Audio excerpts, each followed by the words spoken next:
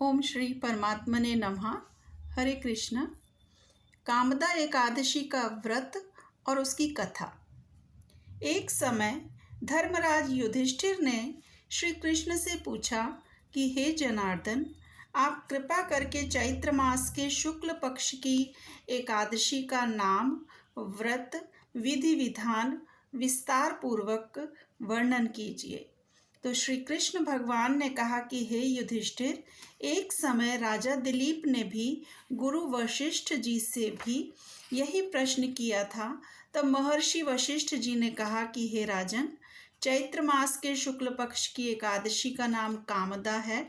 जिस प्रकार अग्नि सूखे काठ को जलाकर भस्म कर देती है, उसी प्रकार इस कामदा एकादशी के व्रत के करने से मनुष्य के समस्त पाप नष्ट हो जाते हैं और पुत्र की प्राप्ति होती है। और अब मैं तुम्हें इसका महात्म्य सुनाता हूँ, तो ध्यान पूर्वक सुनो। प्राचीन काल में भोगीपुर नामक एक नगर था। उस नगर में राजा पुंडरीक राज्य करता था। वहाँ पर अनेक गंधर्व और अप्सराएं निवास करती थीं। उस नगर में ललिता और ललित नाम के दो स्त्री पुरुष रहते थे, जो अत्यंत धनवान प्रतिष्ठावान थे।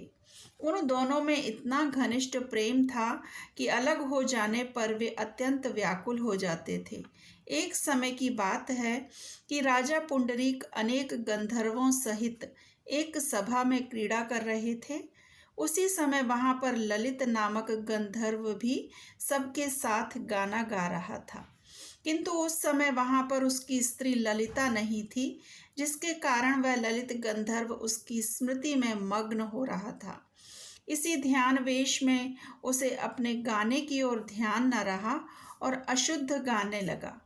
इसकी शिकायत नागराज करकोटक ने राजा पुंडरीक से कर दी, जिसके कारण राजा को क्रोध आ गया और उसने ललित को श्राप देते हुए कहा कि अरे दुष्ट, तू मेरे समक्ष गाते हुए भी अपनी प्रियतमा की स्मृति में विभोर है। इसलिए मैं तुझे श्राप देता हूँ कि तू मांस भक्षी और नरभक्षी राक्षस हो जा। तूने यह महापाप किया है, अतः तू अपने कर्म का फल भोग। पुंडरीक के श्राप से ललित गंधर्व उसी समय राक्षस बन गया। ललित राक्षस हो जाने पर बहुत दुखी हुआ। अनेक दुखों को उठाता हुआ वह अपने कर्म के फल को भोगने लगा। जब उसकी प्रियतमा ललिता को अपने प्रियतम की दशा की जानकारी हुई, तो वह भी अत्यंत दुखी हुई। हर समय वह अपने पति का उद्धार करने के उपाय की खोज में रहने लगी। इधर वह ललित राक्षस होने के कारण घोर वनों में जाकर अनेक प्रकार के पाप करने लगा। उस समय उसकी स्त्री ललिता पीछे पीछे जाती थी और उसके यह सब हाल को देखकर अत्यंत दुखित हो विलाप करती थी। एक बार ललिता अपने पति के पीछे चलती हुई विंध्याचल पर्वत पर जा पहुंची। उस स्थान पर श्रृंगी ऋषि का आश्रम था। ऋषि को देखकर ललिता हाथ जोड़कर प्रणाम करने लगी और ऋषि से बोली। तो ऋषि बोले, हे सुभगे, तुम कौन हो और यहाँ पर किस कारण से आई हो तथा तुम पर ऐसी क्या विपत्ति है? तब ललिता ने अपना सारा वृत्तांत उन्हें सुनाया कि मेरा पति राजा के श्राप से राक्षस हो गया है, जिसके कारण मैं महान दुखी हूँ। कृपा करके मेरे पति को राक्षस योनि से मुक्ति दिलाने का कोई उपाय बतलाइए। तब श्रृंगी ऋषि ने कहा कि हे देवी, सुनो, अभी चैत्र मास के शुक्ल पक्ष की एकादशी है, जिसे कामदा एकादशी कहते हैं। उसका व्रत करने से मनुष्य के समस्त पाप नष्ट हो जाते हैं और सभी मनोकामनाओं की पूर्ति होती है। तो यदि तू उस व्रत को करके उसका पुण्य अपने पति के प्रति संकल्प कर देगी, तो तेरा पति शीघ्र ही राक्षस योनि से छूट जाएगा।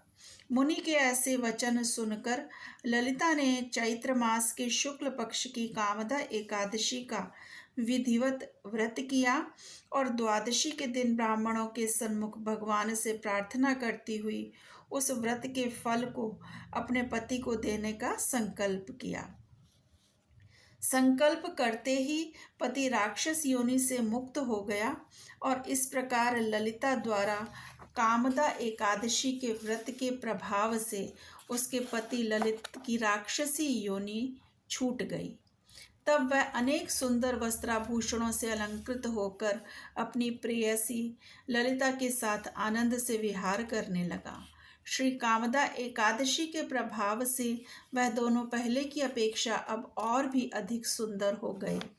पुष्पक विमान पर बैठकर स्वर्गलोक को चले गए। तो हे राजन, इस व्रत के प्रभाव से मनुष्य राक्षस योनि और ब्रह्म हत्या आदि समस्त भयंकर पापों से भी छूट जाता है और अंत में स्वर्ग लोक को प्राप्त होता है। ओम नमो भगवते वासुदेवाय। श्री कृष्ण अर्पणम अस्तु। हरे कृष्ण।